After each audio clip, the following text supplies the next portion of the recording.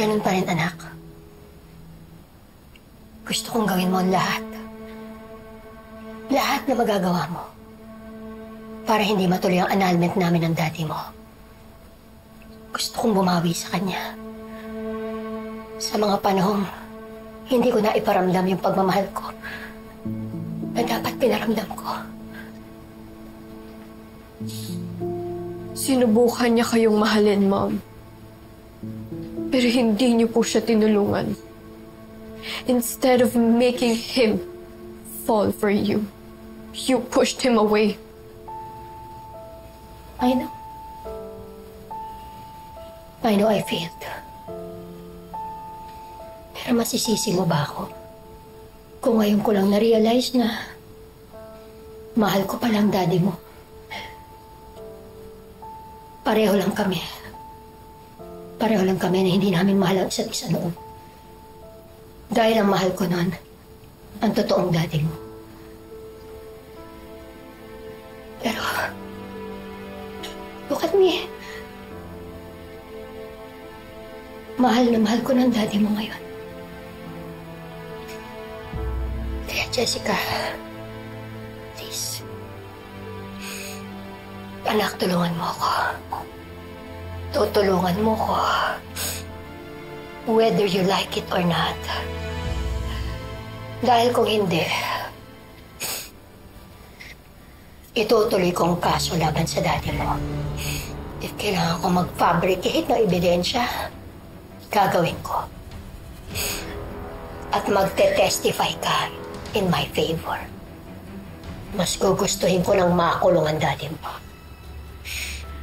Dahil hindi si Felma, hindi ako, lalong hindi ikaw, ang pwedeng makinabang sa kanya.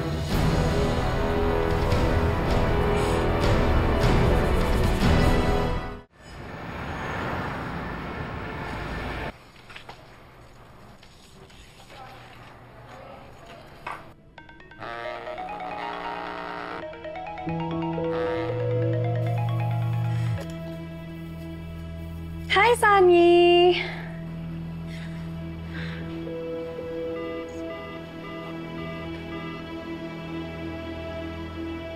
Oo nga. Ako rin eh. Hindi ko makontak si LV. Actually, ilang araw na rin. Baka kung saang bansa na naman nagbakasyon yun. Balitaan kita bukas, ha? Sige.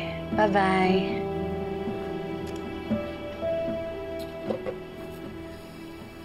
Sino yung Sunny? Classmate ko nung college. Isa sa mga na-recruit kong mag-invest sa lending company ni LV.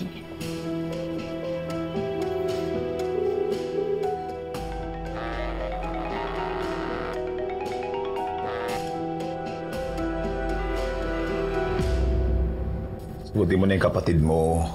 Baka emergency yan. I don't care. Pinapanindigan ko lang yung sinabi ko sa kanya. O, di ba? Magkasama na sila ng tatay niya ngayon. Wala na siyang ate. Ay, grabe ka naman maging kaaway. As in, cut off kung cut off. Oo. Ikaw, kahit best friend kita, pag inaway mo ko, cut off. Ate, please answer. Kuya's back. Ate Daisy left him. Sinama si Tetay. Sabi niya okay lang siya, pero hindi. Halos gabi-gabing naglalasing. Worried na ako.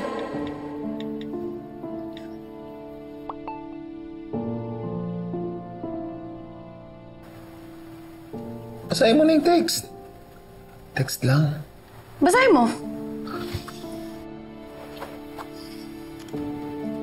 Ate, please answer. Kuya is back.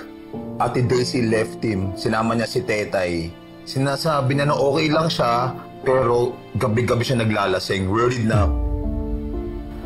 Umuwi si Kuya sa bahay? Ang usapan namin walang uuwi hanggat andun ang ex ni Nanay. Halika, sumama ko. Saan? Kay Kuya. Hindi mo rin matiis. Tara. Sa bahay namin siya eh. Kaya ko makita yung mga tao doon.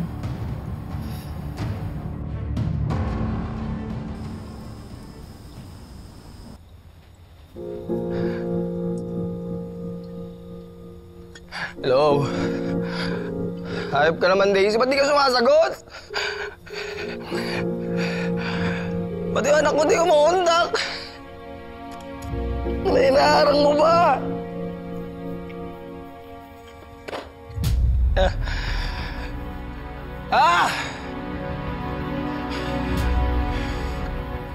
Anak, inuman tayo.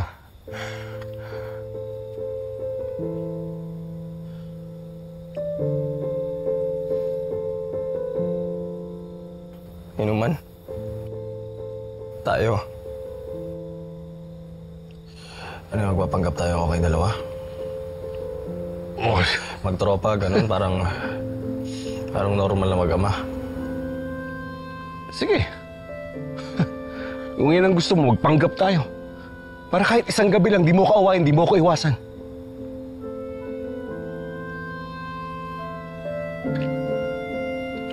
Kailangan ba ng kausap? Pwede naman ako. Alam ko yung pinagdaraanan mo.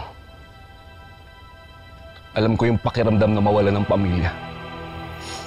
Napatawa ka, no? Kaiba tayo.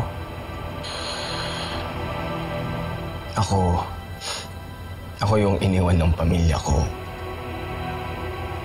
Ikaw mismo yung nang iwan sa pamilya mo, magkaiba yun. Parehas lang yun. Pareho lang yun, Jeff. Pareho lang tayo nawalan ng pamilya. Sige na. Usapin mo ako. Baka sakali may matulong ako sa'yo. Ano, magpapakatatay ka ngayon? Nag-i-feeling tatay kita? Hindi. Huwag mo isipin tatay mo ako. Mag-usap lang tayo, lalaki sa lalaki. Lalaki sa lalaki. Sigurado ka? Ikaw magbibigay ng advice sa akin. Ano alam mo dun? Di ba iniwan mo kami? Wala kang karabatang magpayo.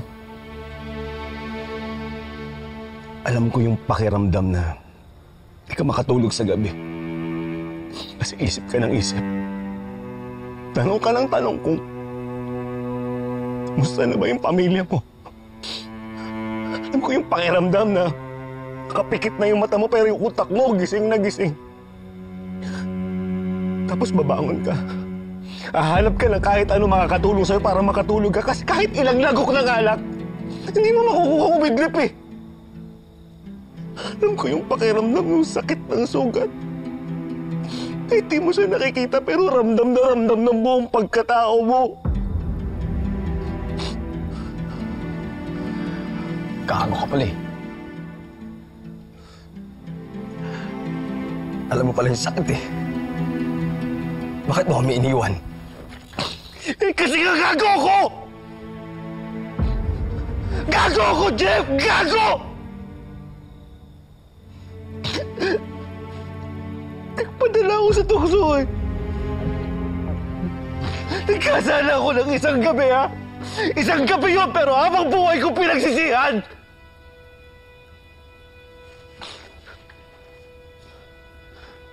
Kaya kung kailangan mo ng tulong, nandito lang ako.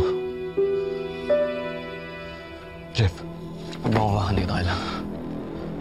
sandali lang. Huwag mo sabi akong hawakan, hindi ka kita kailangan! Hindi ka ba marunong umintindi? Ha? Marunong ba umintindi, ha? Jeff! Jeff! Elba! Elba, tulong! Si Jeffrey! Manuel! Jeff! Manuel! Andre, wala na akong pambili ng gamot. Ubus na ako. Eh, ikaw yung nag-recruit sa akin sa lending company na yan, di ba? Kaya ibalik mo sa akin yung pera ko. Teka lang, Sunny. Pareho lang naman tayo naghihintay. Wala rin akong pera. Malaking problema na po kasi. Hindi po namin kayang solusyonan. Anong problema niyo kay Andrea? Scam po kami, Mom. Ako, patay tayo dyan. Bakit ba gustong-gusto mo ngayon umalis kayo ni tatay? Kung aalis ka, go ahead. Pero hindi mo isasama yung tatay ko. You will never take my father away from me, Colleen. Hindi ako papayag.